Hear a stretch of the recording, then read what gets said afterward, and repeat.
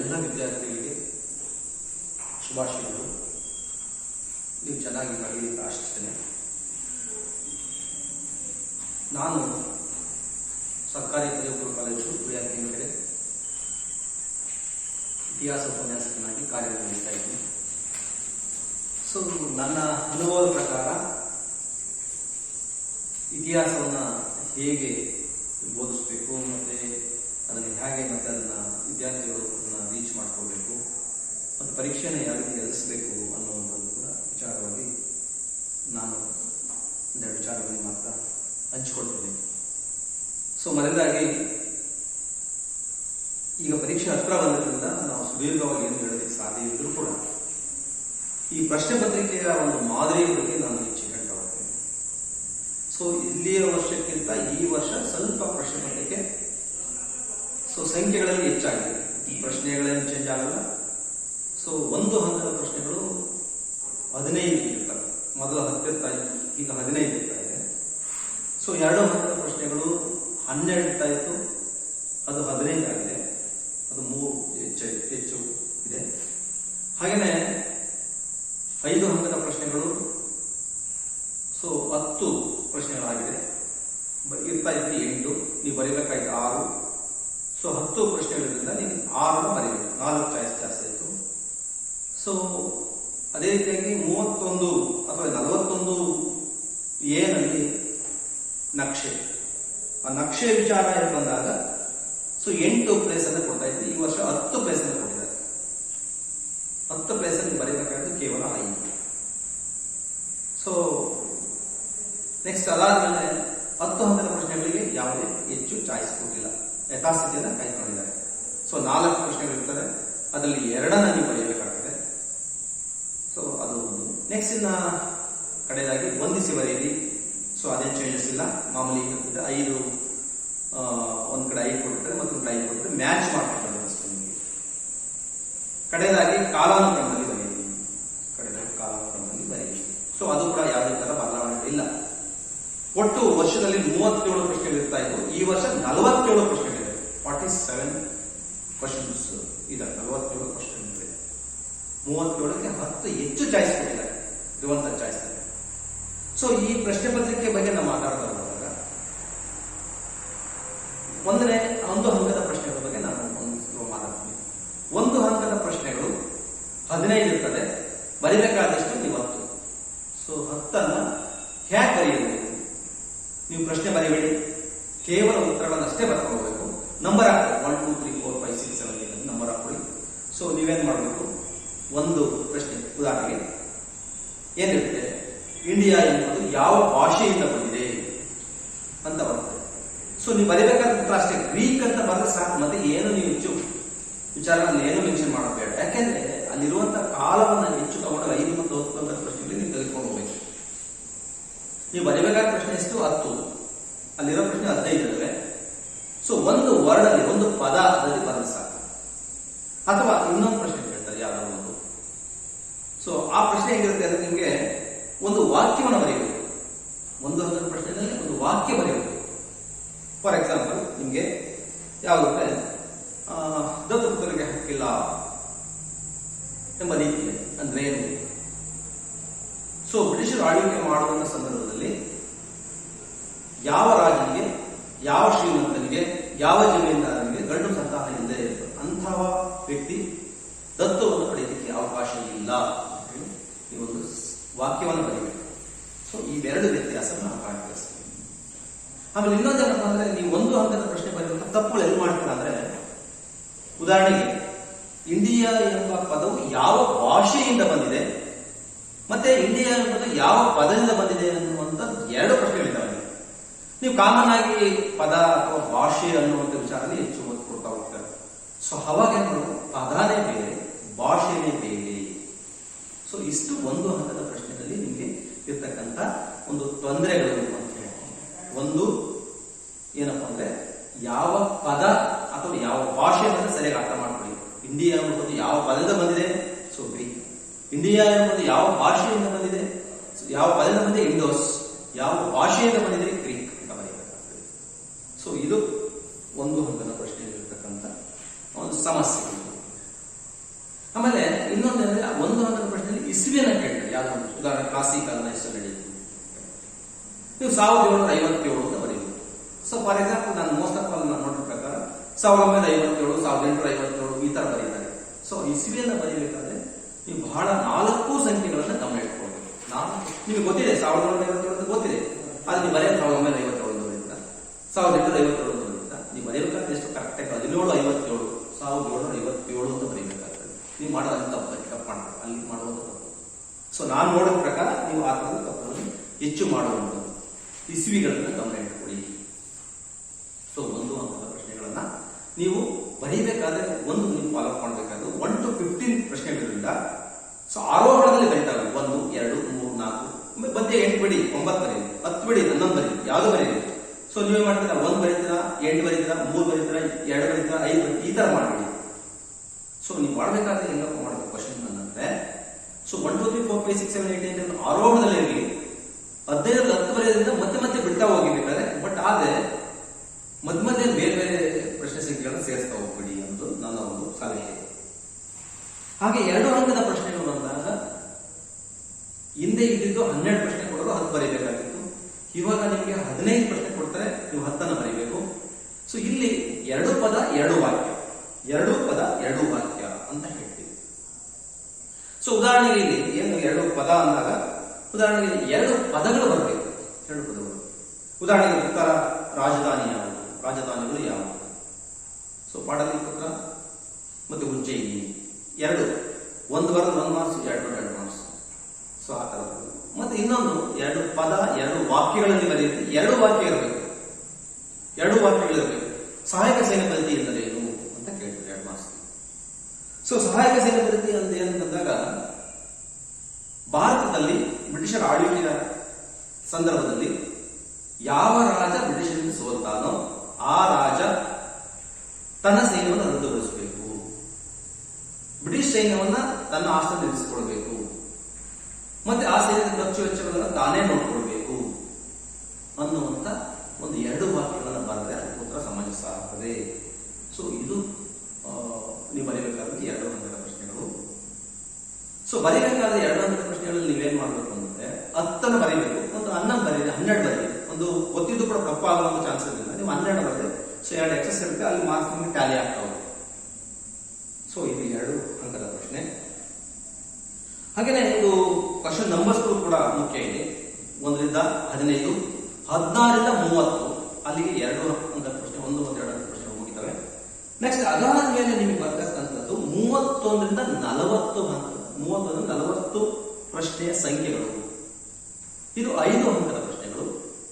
10 ಕೊಡ್ತಾರೆ, ನೀವು ಬರೀಬೇಕಾದಷ್ಟು 6. ಸೊ ನೀವೇನ್ ಮಾಡ್ಬೇಕು, ಸುಮಾರು 15 ರಿಂದ 20 ಸಾಲುಗಳು ಉತ್ತರ ಬರೀಬೇಕು. ನೀವೇ ಮಾಡ್ತಾರೆ 3 ಲೈನ್ 4 ಲೈನ್ 5 ಲೈನ್ ಬರೀಬಾರ್ದು. ಸೊ ಸ್ವಲ್ಪ 1 2 ಲೈನ್ ಪೀಠಿಗೆ ಮಧ್ಯೆ 5 ಪಾಯಿಂಟ್ ಮತ್ತೆ ಉಪಸಂಹಾರ, ಈ ತರ ಇದ್ದಾಗ 5 ಅಂಕಗಳನ್ನು ಕೊಡೋದಕ್ಕೆ ಸಾಧ್ಯ ಆಗ್ತದೆ.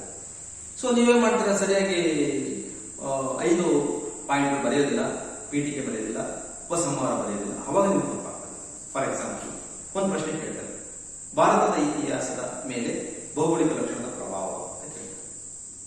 ಅವಾಗ ನೀವು ಬರೀಬೇಕು ಪೀಠಿಗೆ ಭಾರತ ಏಷ್ಯಾ ಖಂಡದಲ್ಲಿದೆ, ಒಂದು ಉಪಖಂಡ ಅಂತ ಕರಿತೀವಿ, ಒಂದು ಪರ್ಯಾಯ ದ್ವೀಪ ಅಂತ ಕರಿತೀವಿ ಭಾರತವನ್ನ. ಭೌಗೋಳಿಕ ಲಕ್ಷಣಗಳಂದ್ರೆ ಏನು ಅಂದ್ರೆ ತನ್ನಷ್ಟಕ್ಕೆ ತಾನೇ ಉಟ್ಕೊಂಡಿರ್ತಕ್ಕಂಥದ್ದು. ಉದಾಹರಣೆಗೆ ಹಿಮಾಲಯ ಆಗಿರ್ಬೋದು, ಗಂಗಾ ಯಮುನಾ ನದಿಗಳಾಗಿರ್ಬೋದು, ಮರುಭೂಮಿ ಆಗಿರ್ಬೋದು, ಕರಾವಳಿ, ಯಾರು ಮಾಡಿಟ್ಟಿರತಕ್ಕಂಥ ವಿಚಾರಗಳಲ್ಲ. ಸೊ ಅವನ್ನ 5 ಪಾಯಿಂಟ್ ಬರೀಬೇಕು.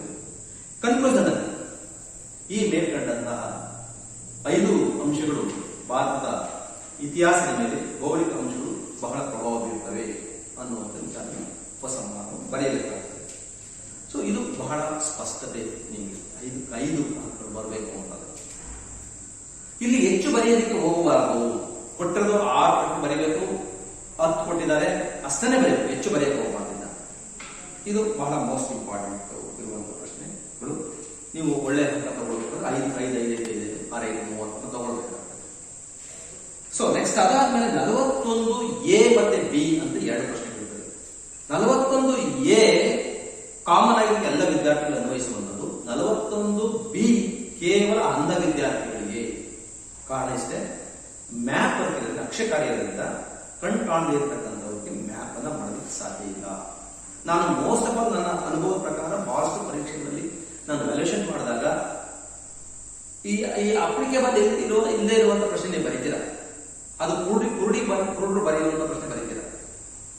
ಸೊ ಅದು ತಪ್ಪು ಮಾಡೋದು. ಬಹಳ ಜನಕ್ಕೆ ಗೊತ್ತೇ ಇಲ್ಲ 31A 31B ಪ್ರಶ್ನೆ ಹೆಂಗ್ ಬರೀಬೇಕು ಅಂತಾನೆ ಗೊತ್ತಿಲ್ಲ ಇತಿಹಾಸದಲ್ಲಿ. 31A ಕಾಮನ್ ಆಗಿ ಎಲ್ಲರೂ ಬರೀಬೇಕು, 31B ಓನ್ಲಿ ಬ್ಲೈಂಡ್ ಪರ್ಸನ್ಸ್ ಮಾತ್ರ ಬರೀಬೇಕು. ಅದಕ್ಕೆ ಅವ್ರಿಗೆ ಬ್ಲೈಂಡ್ ಪರ್ಸನ್ಸ್ ಯಾಕೆ ಬರೀಬೇಕು ಅಂದ್ರೆ, ಸೊ ಅವ್ರಿಗೆ ಒಂದು 2 ಪ್ರಶ್ನೆ ಕೇಳ್ತಾರೆ, ಅದ್ರಲ್ಲಿ 2 ಒಂದು ಬರೀಬೇಕು. ಅವ್ರಿಗೆ ಕಣ್ಣು ಕಾಣೋದಿಲ್ಲ. ಸೊ ಹಂಗಾರೆ ಹೆಂಗ್ ಬರೀತಾರೆ ಸರ್ ಅಂತ ಪ್ರಶ್ನೆ ಕೇಳ್ತಾರೆ. ಸೊ ಅವ್ರದೇ ಆದಂತ ಒಂದು ಲಿಪಿ ಇರ್ತದೆ, ಬ್ರೈಲ್ ಲಿಪಿ ಅಂತ ಇರ್ತದೆ. ಸೊ ಅವ್ರು ಇಲ್ಲ ಒಬ್ಬ ಸಹಾಯಕ ತಗೊಂಡು ಬರೀತಾನೆ, ಕಣ್ಣಿಲ್ದಲೇ ಇರ್ತಕ್ಕಂಥ ಒಂದು ಸಹಾಯಕ ತಗೊಂಡು ಬರೆಯೋದ್ರಿಂದ ಅವ್ರಿಗೆ ಮ್ಯಾಪ್ ಅಥವಾ ನಕ್ಷೆ ಕಾರ್ಯ ಅವ್ರಿಗೆ ಅನ್ವಯಿಸೋದಿಲ್ಲ. 31A ನಲ್ಲಿ ಕೊಟ್ಟಿರ್ತಕ್ಕಂಥ ಭಾರತದ ಒಂದು ನಕ್ಷೆಯಲ್ಲಿ 10 ಸ್ಥಳಗಳನ್ನು ಕೊಟ್ಟಿದ್ದಾರೆ. ನೀವು ಬರೆಯಬೇಕಾದಷ್ಟು 5. ಆ 5 ಸರಿಯಾಗಿ ಬರೆದ್ರೆ 5 ಮಾರ್ಕ್ಸ್. ಆ 5ಕ್ಕೆ ಅದರ ಇಂಪಾರ್ಟೆನ್ಸ್ ಅನ್ನ ಬರೆದ್ರೆ 5 ಮಾರ್ಕ್ಸ್. ನೀವೇನನ್ನ ಮ್ಯಾಪ್ ಅಲ್ಲಿ ಬರೀತೀರೋ ಆ 5ಅನ್ನೇ ನೀವು ಇಂಪಾರ್ಟೆನ್ಸ್ ಬರೀಬೇಕು. ಅಥವಾ 1, 2, 3 ಜಾಸ್ತಿ ಬರೀಬೇಕು. ಈಗ 5 ಬರೀಬೇಕು, 6 ಬರೀಬೇಕು, 7 ಬರೀಬೇಕು, 1, 2 ಹೆಚ್ಚಾಗಿ ಬರೀಬೇಕು. ಅಕಸ್ಮಾತ್ ನಕ್ಷೆ ಕಾರ್ಯವನ್ನು ಗುರುತು ಮಾಡಬೇಕಾದ್ರೆ ಕರಾರುವಕ್ಕಾಗಿ ಗುರುತು ಮಾಡದೇ ಇದ್ದಾಗ ಸೊ ಅವಾಗೇನಾಗ್ತದೆ, ಯಾರೋ ಒಬ್ಬ ಅದ ಸರಿ ಇಲ್ಲ ಅವಾಗ ನೀವು ಒಂದು ಎಕ್ಸ್ಟ್ರಾ ಬಂದಿದ್ರೆ ಸೊ ಅಲ್ಲಿ ಟ್ಯಾಲಿ ಆಗುತ್ತೆ, 5 ಬರುವಂತ ಚಾನ್ಸಸ್ ಉಂಟು. ಫಾರ್ ಎಕ್ಸಾಂಪಲ್ ಹೆಂಗ್ ಬರೆಯೋದು, ನಿಮಗೆ ಭಾರತ ಮ್ಯಾಪ್ ಕೊಟ್ಟಿರ್ತಾರೆ, ಆಲ್ರೆಡಿ ನಕ್ಷೆಯನ್ನು ನೀವು ಬಿಡಿಸಬೇಕಾದ ಅವಶ್ಯಕತೆ ಇಲ್ಲ. ಆ ನಕ್ಷೆಯಲ್ಲಿ ಕೊಟ್ಟಿರ್ತಕ್ಕಂಥ 10 ಸ್ಥಳಗಳಲ್ಲಿ 5 ಬರೆಯಬೇಕು. 5ರಲ್ಲಿ ಉದಾಹರಣೆ ಫಾರ್ ಎಕ್ಸಾಂಪಲ್ ತಕ್ಷಶಿಲಾ ಅಂತ ಹೇಳ್ತಾರೆ. ಸೊ ಇದೇ ಭಾರತದಲ್ಲಿಲ್ಲ ತಕ್ಷಶಿಲಾ ಡೆನ್ಸ ಬರೆಯೋದು. ಸೊ ನಾವು ಪ್ರಾಚೀನ ಭಾರತ, ಮಧ್ಯ ಭಾರತ, ಆಧುನಿಕ ಭಾರತ. ಸೊ ಪಾಕಿಸ್ತಾನ ಒಳಗೊಂಡಂತೆ ನಮ್ಮ ದೇಶ 1947ಗಿಂತ ಮುಂಚೆ ಪಾಕಿಸ್ತಾನ ಜೊತೆಯಾಗಿತ್ತು.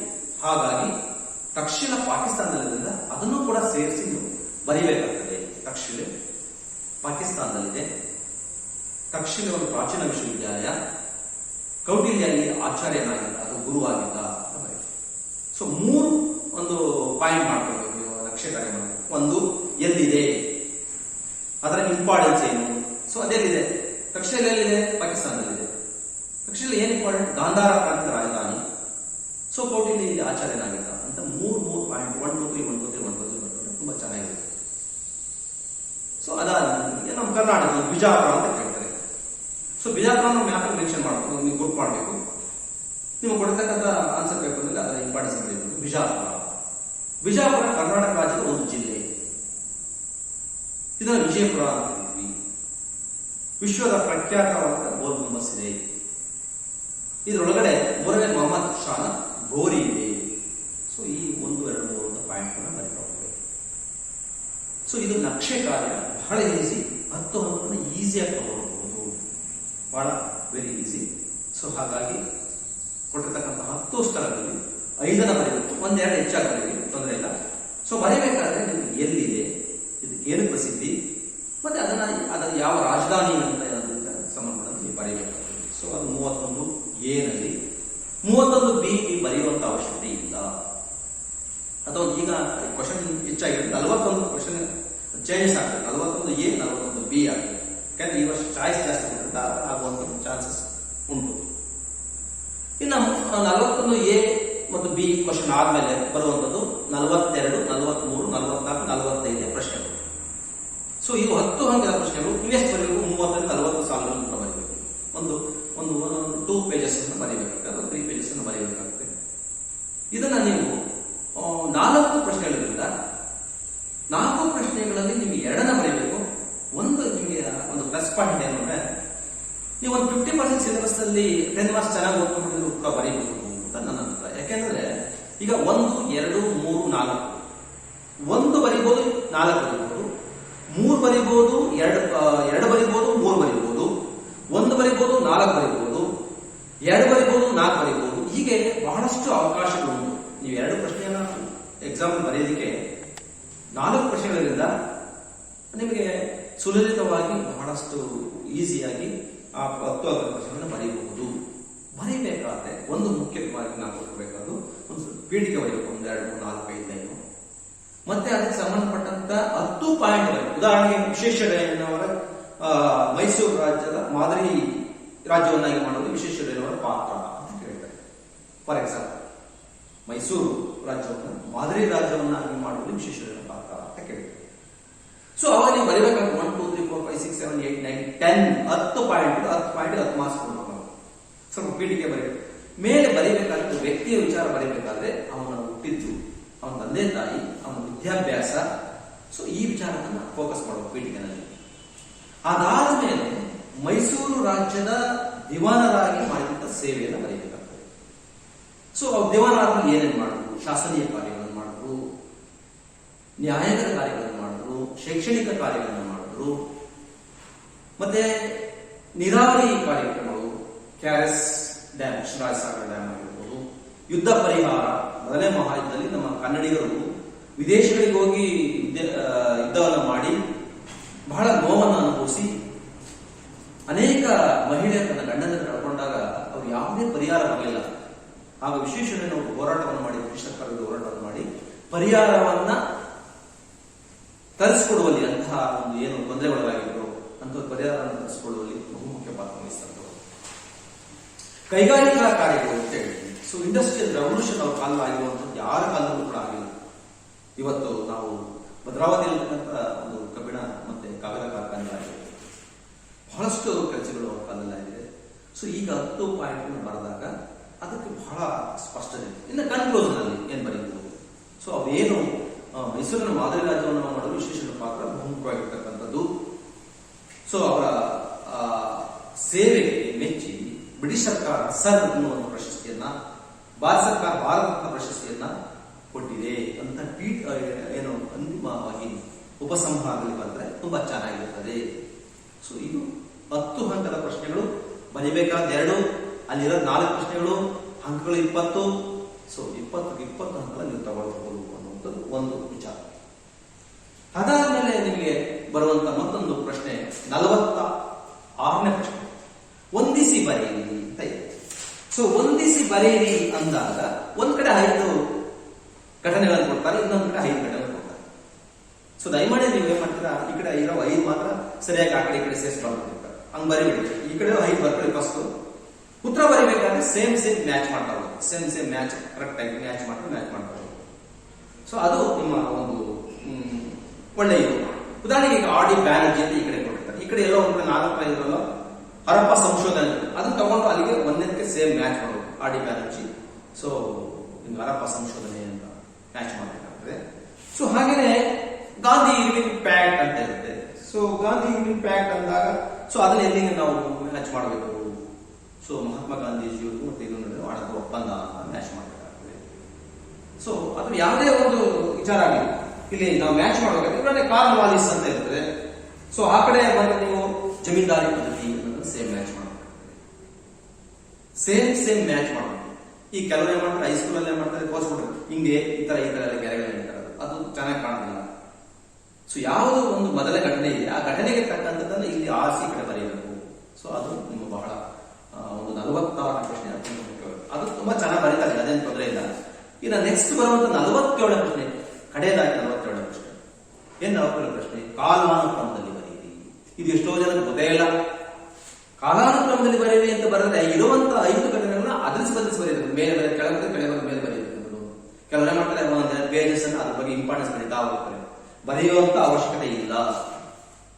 ಕೇಳಿರುವಂತ 5 ಘಟನೆಗಳನ್ನ, 5 ಅಲ್ಲಿರ್ತಕ್ಕಂಥ ಘಟನೆಗಳನ್ನ ಅದರಿಸಿ ಬರೆಯಬೇಕು.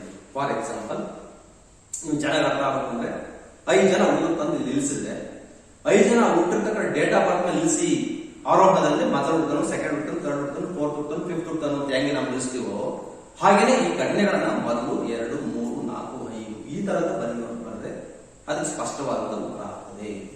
ಸೊ ಹಾಗಾಗಿ ಕಾಲಾನುಕ್ರಮವನ್ನು 1 ತಪ್ಪ ಅಂದ್ರೆ 2 ಮಾರ್ಕ್ಸ್ ಹೋಗುತ್ತೆ, 2 ತಪ್ಪ 4 ಹೋಗುತ್ತೆ. ಸೊ ಅದರಿಂದ ಬಹಳ ಒಂದು ಜವಾಬ್ದಾರಿಯಿಂದ ಸೊ ಕಾಲಾನುಕ್ರಮಕ್ಕೆ ಸಂಬಂಧಪಟ್ಟಂತಹ ಪ್ರಶ್ನೆಗಳನ್ನ ನೀವು ಬರೀಬೇಕಾಗ್ತದೆ. ಸೊ ಯಾವುದನ್ನು ಕೂಡ ತಪ್ಪು ಬರೀಬಾರ್ದು. 100ಕ್ಕೆ 100 ಅಂಕಗಳನ್ನು ತೆಗೆದುಕೊಳ್ಬೇಕು ಅಂದ್ರೆ ಪ್ರತಿ ಒಂದು ಪ್ರಶ್ನೆನೂ ಕೂಡ ಅತ್ಯವಶ್ಯಕ. ಯಾಕಂದ್ರೆ ನಮ್ಮ ಕಾಲೇಜಿನಲ್ಲಿ ಸಾಕಷ್ಟು 98, 99, 100 ಅಂಕಗಳನ್ನು ತೆಗೆದುಕೊಂಡ ವಿದ್ಯಾರ್ಥಿಗಳನ್ನ ನಾವು ಅವನ್ನ ಅಷ್ಟು ರೆಡಿ ಮಾಡಿ ಬರೆಸ್ತಾ ಇದ್ವಿ.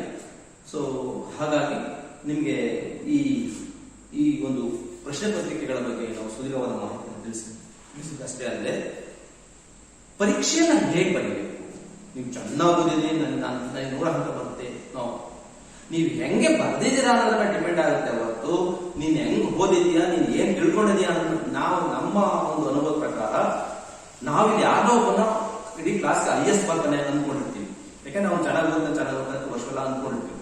ಆದ್ರೆ ಪರೀಕ್ಷೆಯಲ್ಲಿ ಬರೆಯುವಂತ ಒಂದು ಸಂದರ್ಭ ಇದೆಯಲ್ಲ, ಇಟ್ ಇಸ್ ಮೋಸ್ಟ್ ಇಂಪಾರ್ಟೆಂಟ್. ಪರೀಕ್ಷೆಯಲ್ಲಿ ನಾವು ಯಾವ ರೀತಿ ಬರೀತೀವಿ ಅದು ಅಲ್ಲಿ ದಾಖಲೆ. ನಾವೆಲ್ಲಿ ಪರೀಕ್ಷೆಯನ್ನು ಬರೀತೀವಿ ಅದು ದಾಖಲೆ. ನೀನು ಏನ್ ತಿಳ್ಕೊಂಡಿದ್ಯಾ, ನಿನ್ನ ತಲೆಯಲ್ಲಿ ಏನಿದೆ ಅನ್ನೋದು ಅಲ್ಲಿ ಲೆಕ್ಕಕ್ಕೆ ಬರೋದಿಲ್ಲ. ನೀನ್ ಪೇಪರ್ ಅಲ್ಲಿ ಏನ್ ಬರ್ದಿದ್ಯಾ ಅನ್ನೋದು ಲೆಕ್ಕ ಬರ್ತದೆ. ಅದರಿಂದ ನೀವು ಪೇಪರ್ ಅಲ್ಲಿ ಆನ್ಸರ್ ಪೇಪರ್ ಅಲ್ಲಿ ಎಷ್ಟು ಚೆನ್ನಾಗಿ ಬರೆದಿರೋ ಅಷ್ಟು ಅಂಕಗಳು ಬರ್ತದೆ. ಸೊ ಹಾಗಾಗಿ ನೀವು ಪರೀಕ್ಷೆನಲ್ಲಿ ಒಂದು ಟೈಮ್ ಸಿಗುತ್ತೆ. 10 ಗಂಟೆ ಎಕ್ಸಾಮ್ ಸ್ಟಾರ್ಟ್ ಆಗುತ್ತೆ, 1 ಗಂಟೆ ಮುಂಚೆ ಬನ್ನಿ, ಒಂದು ಅರ್ಧ ಗಂಟೆ ಮುಂಚೆ ಬನ್ನಿ, ನಿಧಾನ ಊಟ ಚೆನ್ನಾಗಿ ಮಾಡ್ಕೊಂಡು. ನಾವು ಎಷ್ಟೋ ನಮ್ಮ ಅನುಭವ ಪ್ರಕಾರ ನೋಡ್ತೀವಿ, 2 ದಿನ ಊಟ ಮಾಡಿರೋದಿಲ್ಲ, ನೀರು ಕುಡಿದಿರಲ್ಲ, ಬಂದು ತಟ್ಟಾಡ್ತೀರಾ, ಬೀಳ್ತೀರಾ, ಈ ತರದ ಸನ್ನಿವೇಶಗಳು ಕೂಡ ಆಗಿದೆ. ನಿಮಗೆ ನನ್ನ ಪ್ರಕಾರ ಹೇಳೋದಂದ್ರೆ, ನೀವು ಏನನ್ನು ಯೋಚನೆ ಮಾಡದೆ ಪರೀಕ್ಷೆಗೆ ಬನ್ನಿ.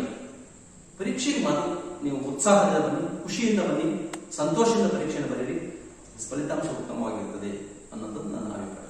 ಯಾಕೆಂದ್ರೆ ನಾವು ಅಲ್ಲಿರ್ತಕ್ಕಂಥ ಏನು ಪರೀಕ್ಷಾ ಮೇಲ್ವಿಚಾರಕರು ಇದ್ದೀವಿ, ನಿಮ್ಮನ್ನ ಪರೀಕ್ಷೆಯನ್ನು ಬರೆಯೋದಕ್ಕೆ ನಾವು ಉತ್ತೇಜನವನ್ನ ಬೆಂಬಲನ ಕೊಡಬೇಕು ಹೊರತು ಸೊ ನಿಮ್ಮನ್ನ ಗಾಬರಿ ಪಡಿಸುವಂತ ಕೆಲಸ ನಾವು ಮಾಡೋದಿಲ್ಲ.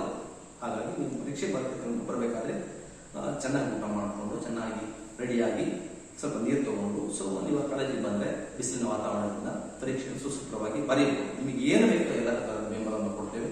ಸೊ ಪರೀಕ್ಷೆಯನ್ನ ಚೆನ್ನಾಗಿ ಬಹಳ ಪಕ್ಷಪಾತದಲ್ಲಿ, ಯಾವುದೇ ತರಹದ ಚೀಟಿಗಳು ತಪ್ಪದೆ, ಯಾವುದೇ ತರಹದ ಇದಿದೆ, ನಿಮ್ಮ ಶಾಲೆಗಳಿಗೆ, ನಿಮ್ಮ ಕಾಲೇಜಿಗೆ ಒಂದು ಒಳ್ಳೆಯ ಬೆಲೆಯನ್ನು ಕೊಡಬೇಕು ಅಂತ ಹೇಳಿ ಈ ಮೂಲಕ ನಾನು ನಮ್ಮ ವಿದ್ಯಾರ್ಥಿಗಳಿಗೆ ಈ ಅವಕಾಶ ಮಾಡಿಕೊಡೋದಕ್ಕೆ ನಿಮ್ಮೆಲ್ಲರಿಗೂ ಕೂಡ ನಾನು ಧನ್ಯವಾದಗಳು. Thank you.